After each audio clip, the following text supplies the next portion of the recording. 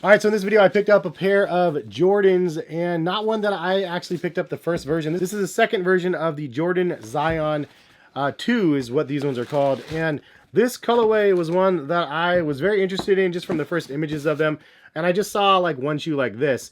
And I was like, cool, it's kind of a voodoo theme. It has like the skeleton doll thing on the back with like the X and then the little button over the eye. Very Coraline-ish. Then I got them in hand and I looked at them. I was like, whoa. This is kind of dope. They actually are mismatched, and I didn't realize they had mismatched designs on the toe box and then the backs of the shoes as well.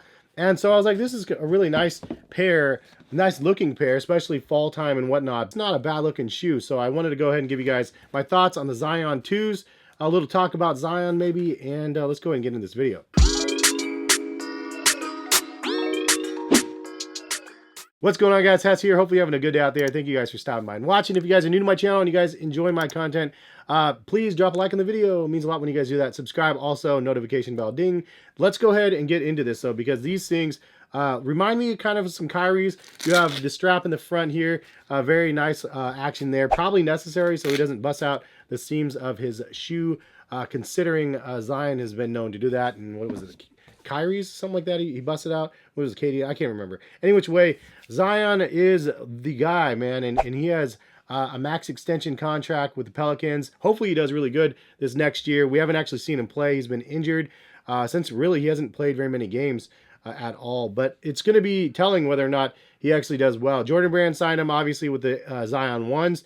Big expectations. Never even played a game, as far as I know, in the Zion 1s because he's been injured. Then, you know, they actually did pretty good last year, made it to the playoffs next year here, and we have the Zion 2s.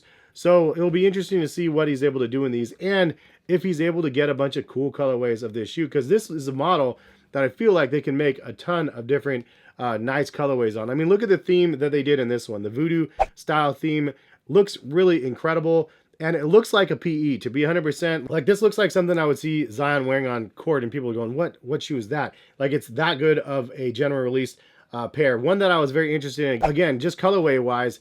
And part of the reason why is because it definitely speaks to you in a non-performance manner. And it has a lifestyle look to the shoe.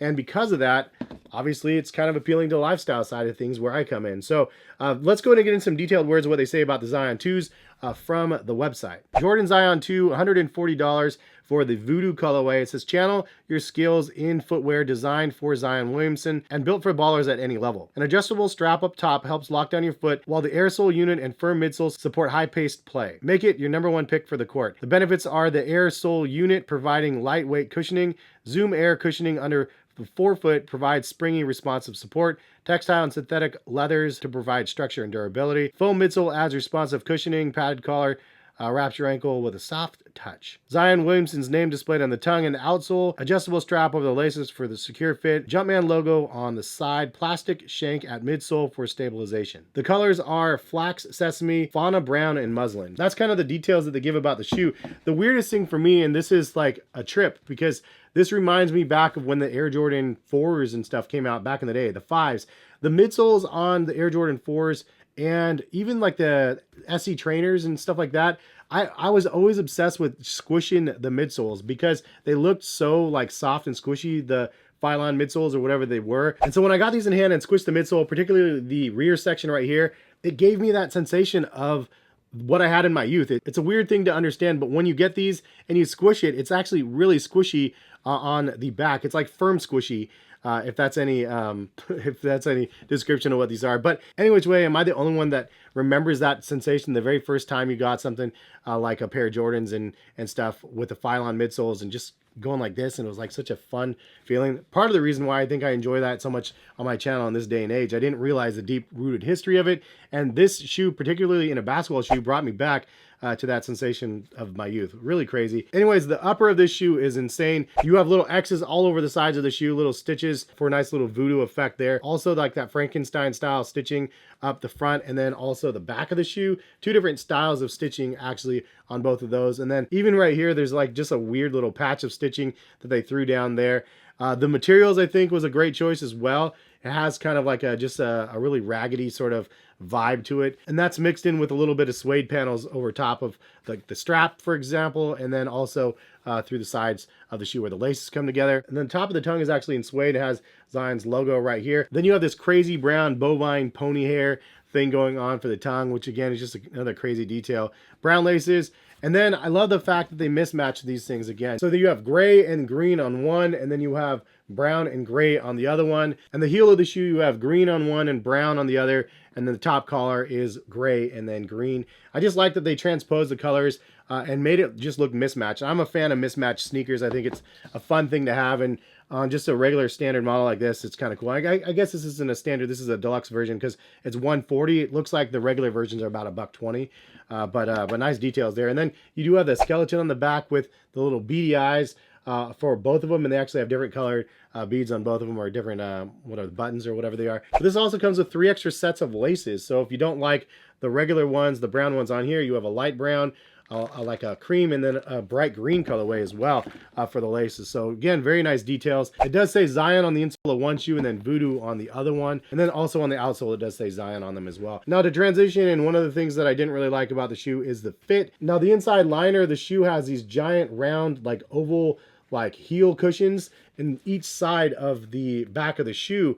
It's almost like an Air Jordan 5. You know, you have the big cushion things that look like they're cushioned on the structure of the outside of the shoe. However, it's like inverted, and it's like inside your ankle, pinching your ankle. It was just too snug.